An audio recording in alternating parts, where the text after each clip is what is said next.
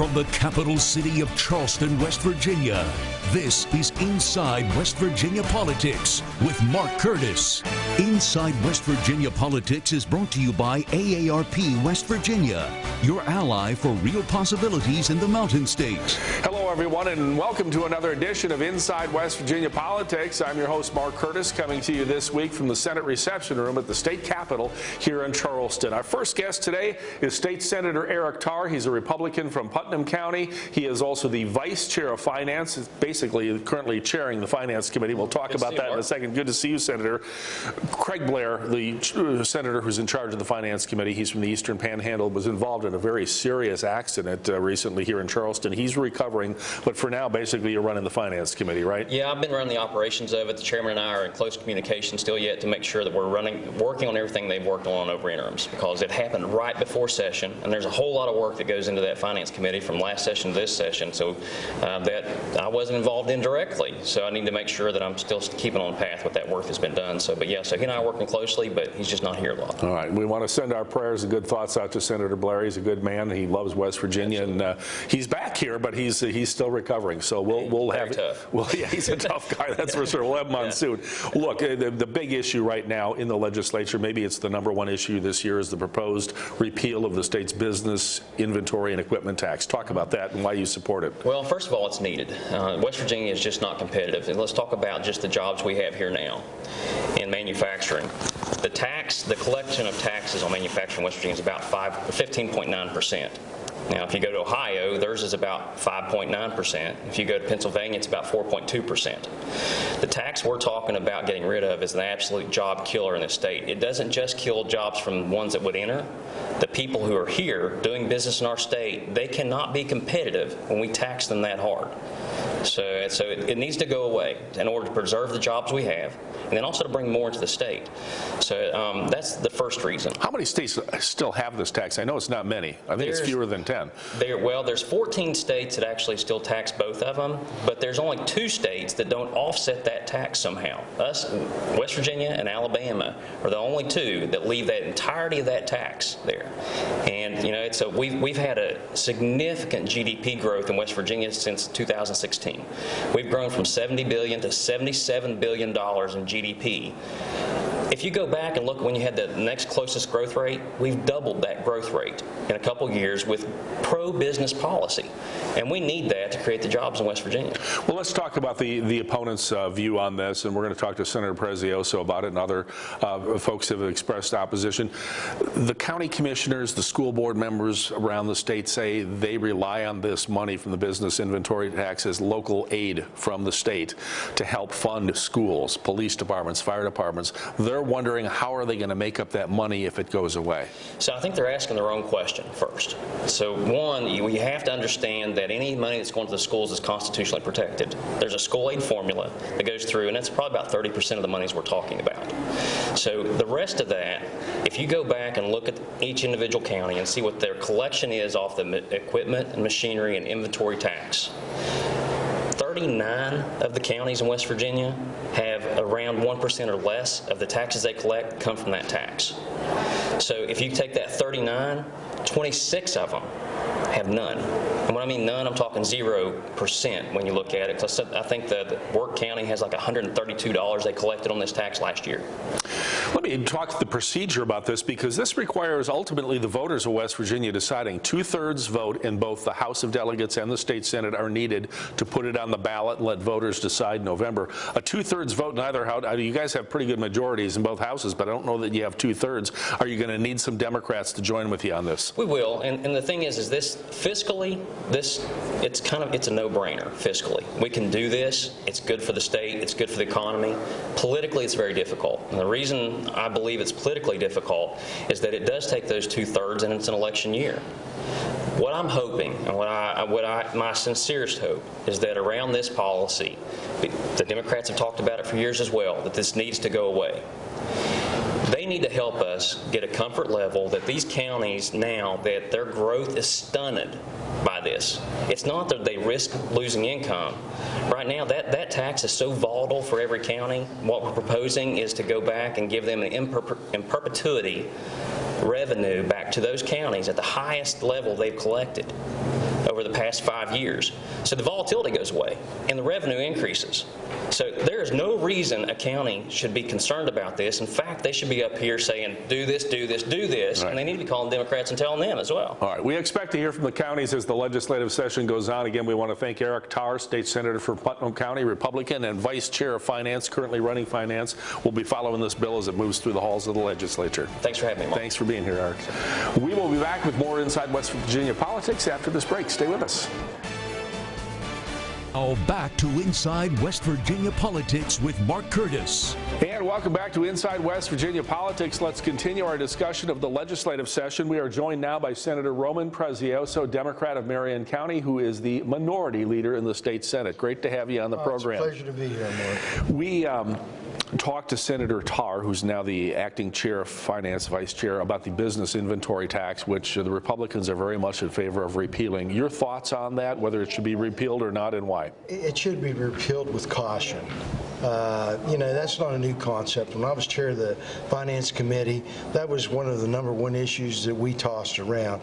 Unfortunately, we were in a declining economy, just as we are now, and we couldn't find the money to supplement the counties and the boards of education to make them whole. My theory is that it's very attractive to eliminate that tax, to bring businesses in. It is a hindrance to business, there's no question about it. But you can't do it at the sake of not being able to fully fund boards of educations and counties. And I think that's the problem that we're going to have now. If we pass a bill with just saying that we're going to eliminate it with no funding mechanism, we may be in trouble, because all the economic indicators right now are telling us that West Virginia is going into a declining economy. We see no growth in the next year as far as the economists out there, what they're telling us.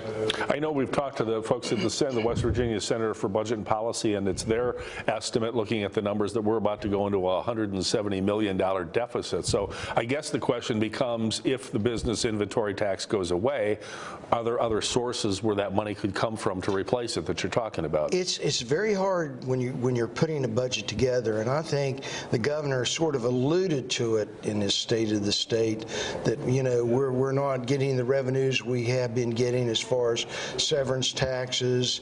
And when you look at the severance tax line item, you also have to look at the sales tax and the personal income tax, because it's all relative. So once you see that decline, it's going to be very difficult to put this budget together with all the initiatives the governor put before us at the State of the State. Let's talk about the State of the State, because one of the things the governor talked about is there's a surplus $308 million surplus Medicaid monies. He wants to take $150 million of that and basically, I think, put it in a Medicaid trust fund. So maybe a rainy day fund would be a better phrase. So if times get bad, there's still money out there for people who need Medicaid health care. There's always a need for individuals on Medicaid, with the IDD waiver, the waiting list that's there. There are also some other programs that could be, fully funded. I'd caution in starting another rainy day fund. I think it's incumbent upon DHHR to come to us, give us a realistic roadmap of the needs that they have, and it's incumbent upon the legislature to fund it. I sort of don't understand how this is going to work. If we put together a rainy day fund, the governor's going to have an opportunity to maybe say, well, we have this need now. We're not in session. We're only in session 2 months a year. How many special sessions are we going to have? Some of the things that are proposed are problematic. When you have a problem out there, you don't want to create additional problems. It's incumbent, I think, upon DHHR to give us that information. Well, and we're talking about DHHR. Let's talk about the issue of foster care, because they want more money for foster care. There's talk of giving raises just to the CPS, the Child Protective Service workers, but not any other workers in the state. I mean, is the money there to fix the foster care system? You're going to have to look at the budget again. I mean, realistically look at the amount of money you're bringing in. It's not hard to conceive that there's going to be X amount of money in this fiscal year. We're $33 million behind now. Now, the indicator is going to be in the next couple of months. You know, we're going to see where that revenues are coming in or if they're declining, and we're going to have a better picture. You know, it's been estimated we're going to be behind at least about $100 million at the end of this fiscal year. Not bad, but not good. But that's only a conservative estimate. We could be as much as probably $200 million behind. All right, well, we're going to keep an eye on it. The old saying in politics is follow the money and see if there is enough money. We want to thank Senator Roman Prezioso, the minority leader in the state Senate, for joining us today. Good to see you, my friend. We got a lot to do in the next 50-plus days. We have a lot of work to do. Thank you, Mark. More of Inside West Virginia Politics after this break. Now back to Inside West Virginia Politics with Mark Curtis. And welcome back to Inside West Virginia Politics. The annual West Virginia Center on Budget and Policy Budget Breakfast was held this week. There are a lot of numbers to be crunched. We want to talk to Seth DeStefano. He is with the West Virginia Center on Budget and Policy. Great to have you on the program again. Thank you, Mark. Well, let's talk about one of the big numbers tossed out there. The governor, in his State of the State address, talked about the Medicaid surplus, which I believe is at $308 million in the state. 308 or 9. He wants to set aside $150 million in a, for lack of a better phrase, maybe a rainy day fund or a trust fund for Medicaid needs down the road, should there be a problem. Talk about it, and what's your analysis of it at this point? Well, first I want to give the governor kudos for number one, publicly committing to clear the IDD waiver wait list. That was something I think it's long overdue. Explain what that is and what he did and what the benefit will be. So there's a wait list for folks who have intellectual and developmental disabilities, and through the IDD waiver, you can get services provided at home as opposed to in institutions, more or less. And so there are a lot of people on the wait list, and the governor has publicly committed to clear that wait list, and that's a good thing. That really is. I would encourage the governor to really look at the historical importance of Medicaid and what it really means for West Virginia, especially through the expansion, and maybe think about investing that $150 million in services now, as opposed to waiting down the line. Mark, the expansion of Medicaid, several years ago is easily the most successful economic story in West Virginia in a generation. Roughly 160,000 people gained medical coverage, $1 billion in investment, 10,000 healthcare jobs, and this is happening at a time when things were pretty rough in West Virginia. So, for every dollar West Virginia puts up for Medicaid, we get 3 back. Right? Pretty good return on investment. You talked about expansion of services. When I talked to Senator Ron Stallings from Boone County, he's a Democrat running for governor. We should mention that he's also a medical doctor. Yes. I talked to him about the Medicaid fund, and he said, we need Medicaid money. It should be dedicated for dental work, not just mental. We should have it for mental health, not just regular physical medical health. Your thoughts on that, and what other services might that money be used to provide for? Those are great ideas for use of this money. Absolutely, expanding services for dental care through Medicaid would be a great use of that money. Expanding, mental health services with some of those dollars. I think Medicaid is an incredibly important tool in the fight against opioid addiction.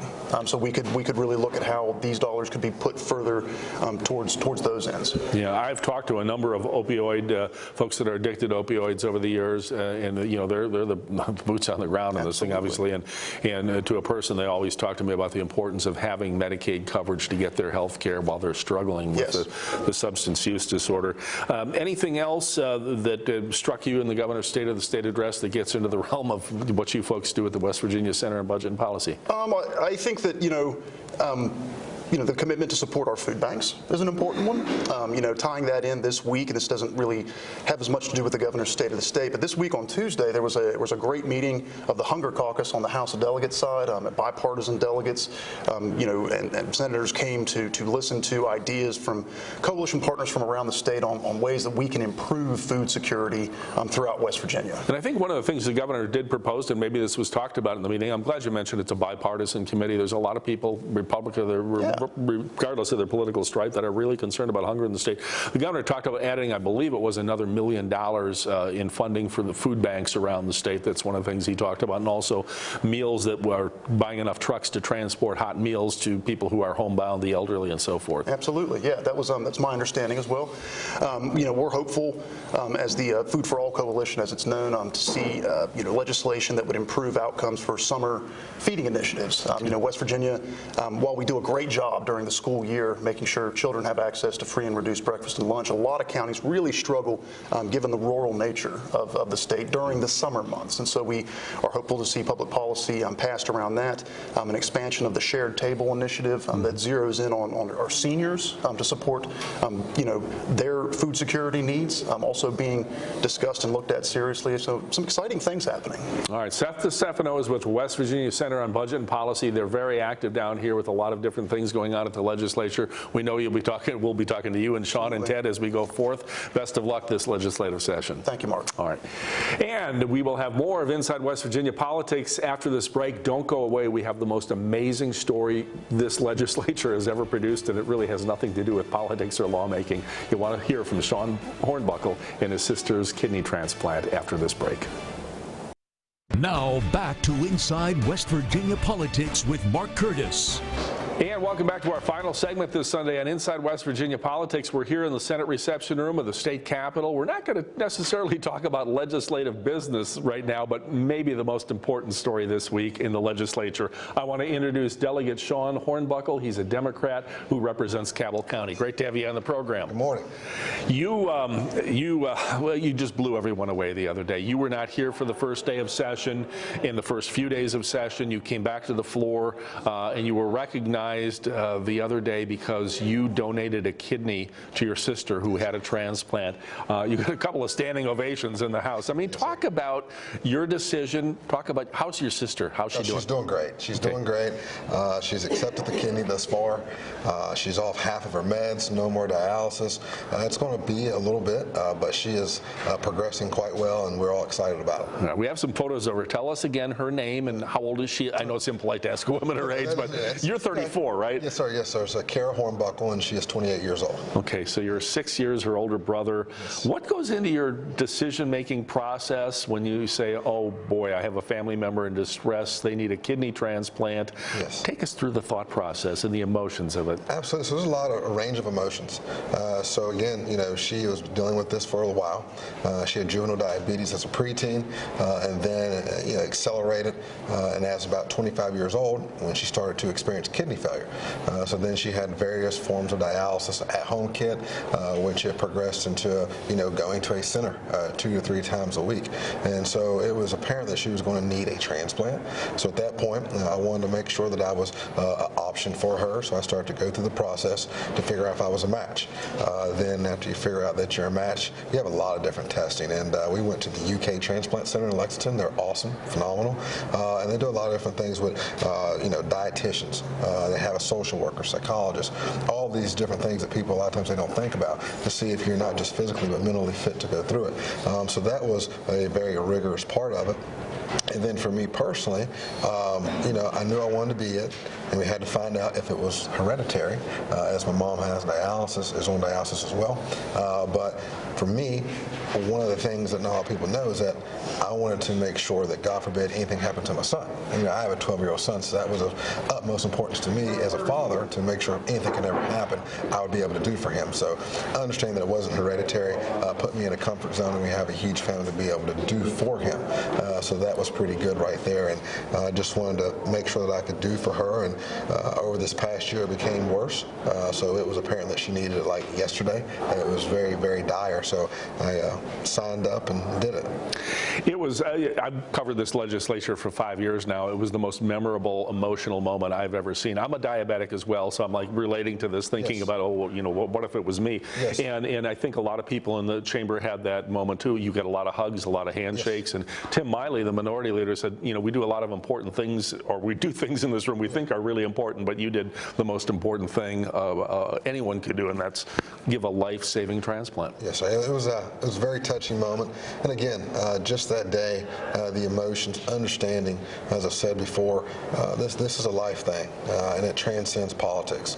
So to have all my colleagues for the ovation, no matter Democrat, Republican, Libertarian, didn't matter.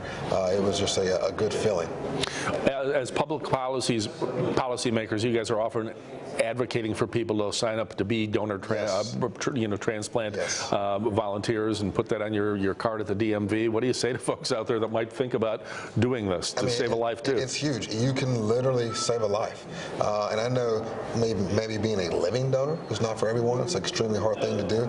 But again, even after one passes, there's so much good that you can still do and give back. And I also want to let people know the silver lining between all this, albeit, no matter how small or how big, sacrificing is huge, and I think the more people that can sort of share that sentiment and understand that, will be a better state and better world for it. Well, you look great.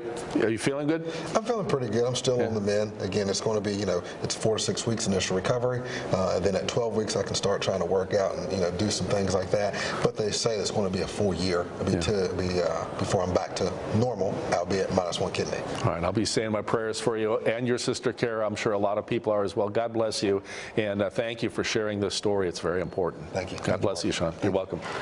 And that's it for this week's edition of Inside West Virginia Politics. Thanks for watching. Don't forget, you can download us on your favorite podcast location. We'll see you back here next week.